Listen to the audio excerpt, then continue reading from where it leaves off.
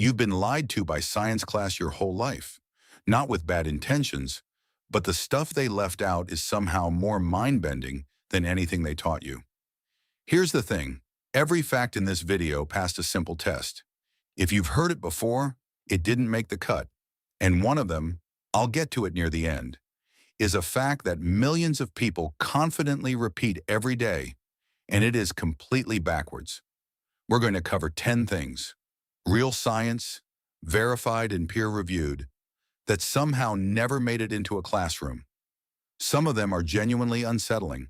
A couple of them will change how you see an object you use every single day. And by the time we're done, you'll understand something about the universe that most people with science degrees couldn't tell you off the top of their head. Let's start with one that sounds made up, but is one of the most solidly confirmed results in modern physics. Prochlorococcus may be the most abundant single species on Earth, and it remained completely unknown until 1988. Think about that for a second. We had already mapped the surface of Mars. We had sequenced DNA, we had split the atom, and we had somehow missed the organism doing a massive share of the planet's photosynthesis, floating in every ocean on the planet. It's responsible for roughly every fifth breath you take. It is so vanishingly small that nobody had ever noticed it before. Earth's oceans harbor an estimated 3 billion of them. The reason it took so long? It slipped right through the filters oceanographers used to collect samples for a century. We were literally straining the ocean looking for life, and this thing swam straight through the holes. That's not a footnote. That's a failure of assumption. Scientists assumed that anything doing that much biological work had to be big enough to catch. It wasn't. So if we missed the most abundant photosynthetic organism on Earth until 1988, what else are we still missing? Hold that thought, because something I'll get to in a few minutes suggests the answer might be a lot. Next one. Every time you delete a file on your computer, you heat the universe. Not metaphorically, physically. In 1961, physicist Rolf Landauer argued that the erasure of information is a dissipative process. The idea is called Landauer's principle, and it says that erasing even a single bit of information has to release a minimum amount of heat into the surrounding environment, no matter how efficient your computer is, no matter how advanced the technology. It wasn't until 2012 that physicists were able to confirm this, using a tiny silica bead trapped in optical tweezers as an unlikely data bit. At 3 × 10⁻21 joules, the heat predicted to be released by this action is so small that no laboratory calorimeter could measure it directly. But the measurement could be derived by closely following the bead's trajectory as the bit was erased, and it matched Landauer's prediction exactly. This matters because it means information isn't abstract, it's thermodynamic. It has a physical cost. Every empty trash click you make is a tiny, irreducible payment to entropy. The universe keeps the receipt. Now here's one that nuclear weapons accidentally gave us, and it's probably the most useful science fact you'll hear today because it kills a myth you've definitely heard. Above-ground nuclear bomb tests in the mid-20th century sent a spike of carbon-14 into the atmosphere. Then the 1963 test ban kicked in, and that carbon-14 started dropping. That decaying curve got absorbed into every living thing on the planet. Every plant, every animal, every cell in your body. Swedish researchers realized they could use that curve like a timestamp. By measuring the carbon-14 level in a cell's DNA, they could figure out exactly when that cell was born.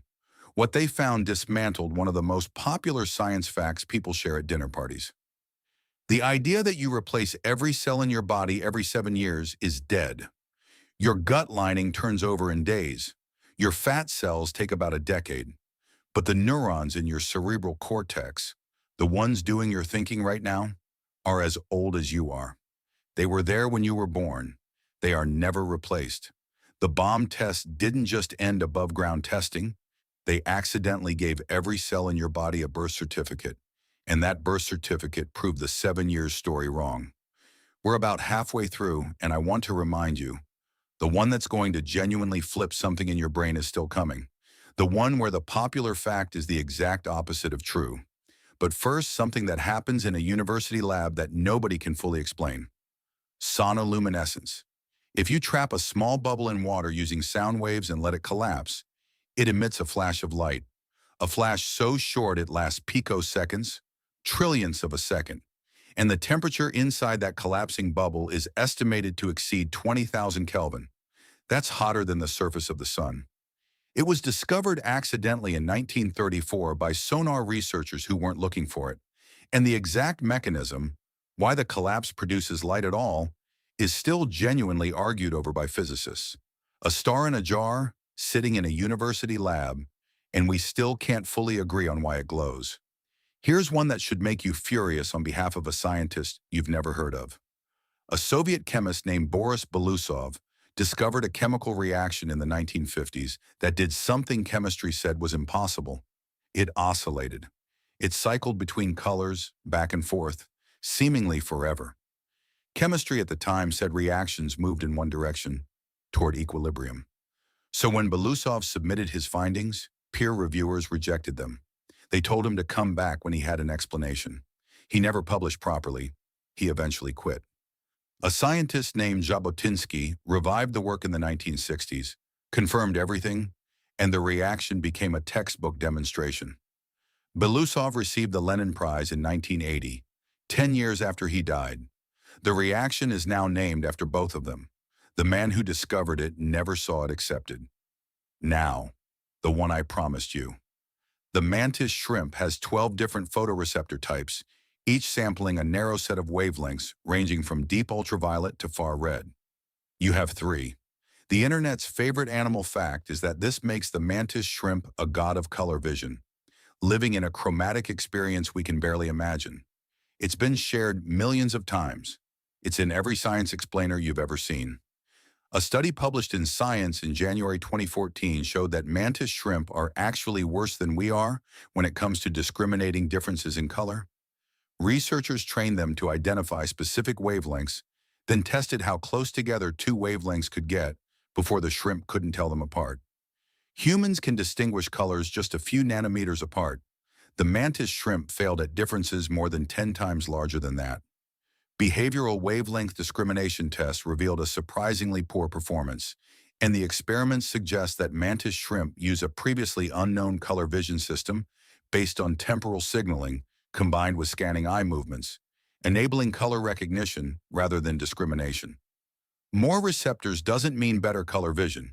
It means a completely different system, one that's fast and efficient for recognizing colors on the fly, but genuinely worse at telling similar shades apart. The popular fact isn't just incomplete, it's backwards. If you're watching this and you want more of this kind of thing, science that actually surprises you, subscribe and turn on notifications because this is what we do here. And drop in the comments. Which one of these hits you hardest? The mantis shrimp reversal gets people every time. But I'm curious if something else landed differently for you. 2 more. And these are the ones that should keep you up at night. Physics cannot agree on how long a neutron lives. There are 2 methods for measuring it. Trap neutrons in a bottle and count how many survive. You get about 879 seconds. Fire them in a beam and count the protons they leave behind as they decay. You get about 888 seconds. That's a gap of roughly 9 seconds, and it has sat at around 4 sigma, which in physics means it's almost certainly not random noise, for years with no resolution. We know the mass of the Higgs boson more precisely than we know the lifespan of a neutron. One proposed explanation is that some neutrons decay into something completely invisible to our detectors. Another is that they occasionally oscillate into a mirror matter twin. Neither has been confirmed. A fundamental particle that makes up the atoms in your body has a lifespan we cannot pin down, and the 2 best methods we have disagree by 9 seconds with no explanation in sight. And last, anesthesia. Expose a Venus flytrap to diethyl ether and it stops snapping shut. Mimosa plants stop folding their leaves. Pea tendrils stop moving. Then you remove the anesthetic and they wake up. Plants have no brain, no nerves, no synapses, and yet general anesthetics shut them down the same way they shut you down. Meanwhile, after nearly 180 years of routine surgical use, the mechanism by which general anesthesia produces unconsciousness in humans is still genuinely unsettled. We turn consciousness off millions of times a year without fully knowing what we're switching.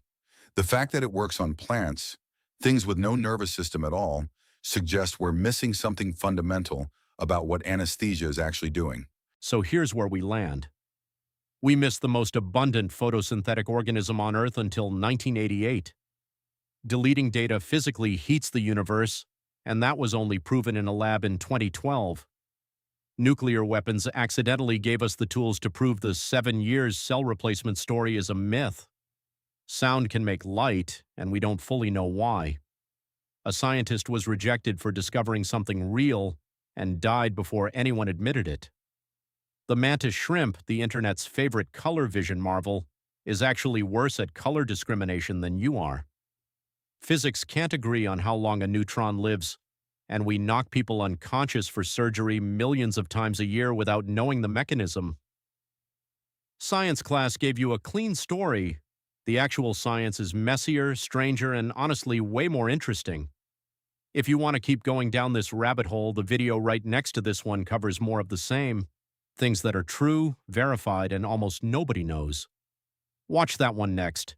And if this one was worth your time, share it with someone who thinks they already know how science works.